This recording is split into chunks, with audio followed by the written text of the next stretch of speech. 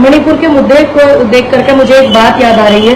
प्रधानमंत्री जी ने अपने भाषण में बोला था कि मैं ड्रोन से सब पे नजर रखता हूँ, मैं सबका ध्यान रखता हूँ।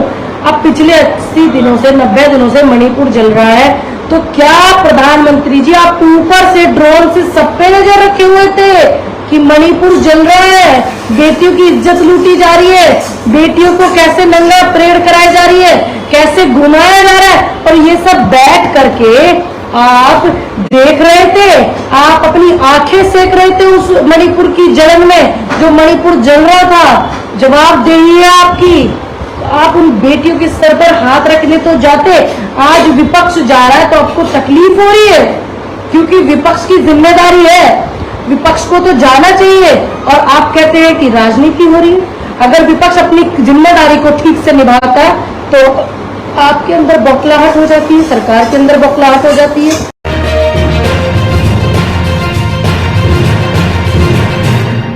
वैसे तो जब जिस देश में बेटियां ही सुकून में ना हो, तो उस देश में हमारे बाकी जो देश के नागरिक हैं, हमारे भाई, हमारे चाचा ताऊ क्या अच्छा होंगे।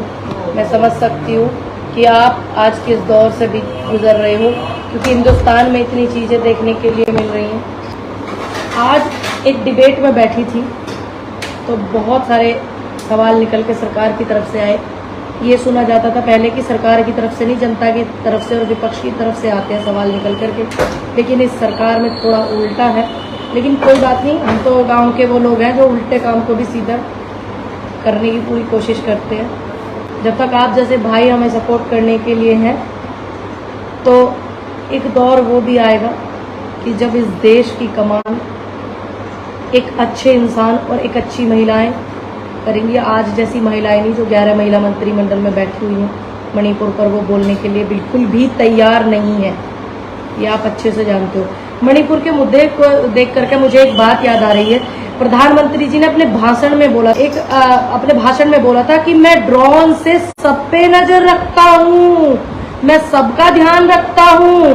अब पिछले 80 दिनों से 90 दिनों से मणिपुर जल रहा है, तो क्या प्रधानमंत्री जी आप ऊपर से ड्रोन से सब पे नजर रखे हुए थे कि मणिपुर जल रहा है, बेटियों की इज्जत लूटी जा रही है, बेटियों को कैसे नंगा परेड कराई जा रही है, कैसे घुमाया जा रहा है, और ये सब बैठ करके आप देख रहे थे, आप अपनी आंखें सेक रहे थे उस मणिपुर की जलन में जो मणिपुर जल रहा था। जवाबदेही है आपकी।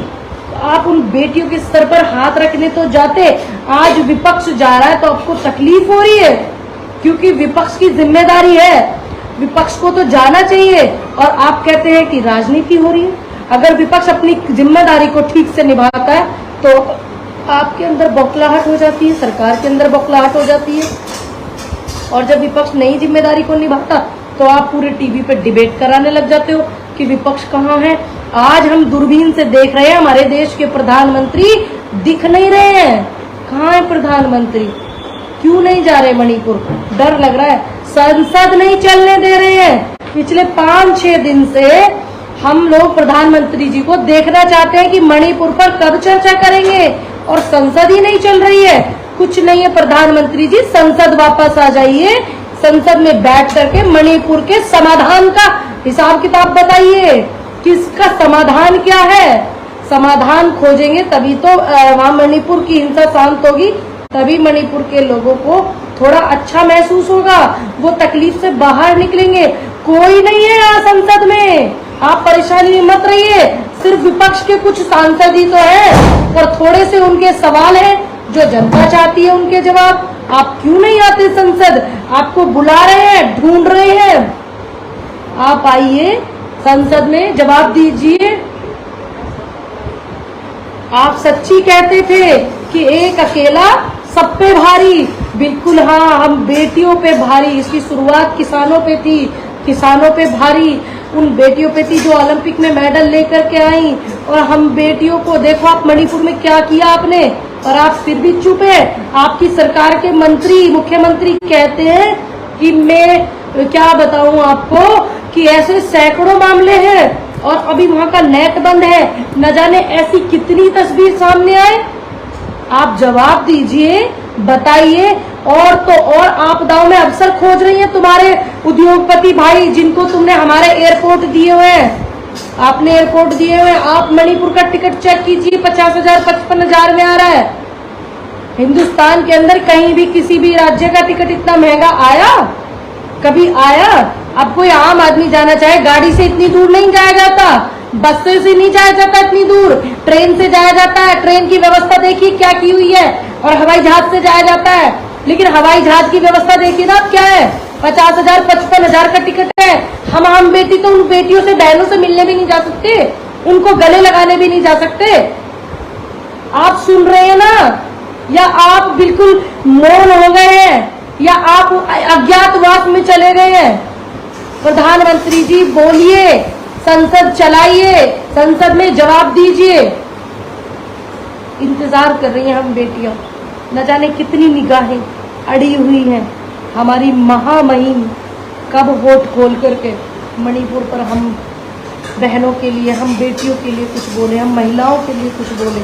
जब भी ऐसा कुछ होता है, कभी आपने देखा होगा, हमेशा से सिर्फ आप कोई लड़ाई हो, झगड़ा हो, कोई भी ऐसी चीज़ें हो, वो सिर्फ सुनने में यही आता है कि बेटियों के बलात्कार हो गए, उस बेटी का बलात्कार हो गया। क्या कभी आपने ये सुना है कि इस भीड़ के भेड़ियों ने, एक औरतों का झुंड जा रहा था, इस भीड़ के भेड़ियों पर किसी ने हमला किया, या एक औरतों का झुंड जा रहा था, उन्होंने किसी आदमी का ऐसे बलात्कार कर दिया? क्या आपने कभी सुना? मेरा आपसे निवेदन है, अगर आपने सुना हो कि किसी महिला ने आदमी पर इतना अत्याचार किया, उसका रेप कर दिया, उसका बलात्कार कर दिया, या उसको दुखी कर दिया, आपने अगर सुना हो तो मुझे कमेंट में ज़रूर बताएं। और मैं ये दावा करती हूँ कि आप ये कभी सुनोगे भी नहीं, क्योंकि हम बेटियाँ हैं, इस धरती का श्रृंगार है हम बेटियाँ, आपके आंगन की तुलसी हैं हम बेटियाँ। और हम बेटियों को ही प्रताड़ित होना पड़ता है, हम बेटियों को सब कुछ झेलना पड़ता है। मेरा सभी भाई, हमारे पुरुष प्रधान देश से निवेदन है कि अगर आपका, पहली बात तो झगड़ा कोई समाधान नहीं, अगर आपका इस तरीके का कुछ होता है तो हम बेटियों को आप मत घसीटा करो, हम छोटे छोटे बच्चों को मत घसीटा करो। छोटे छोटे बच्चों को कितना झेलना, उन्हें तो कुछ पता ही नहीं हो।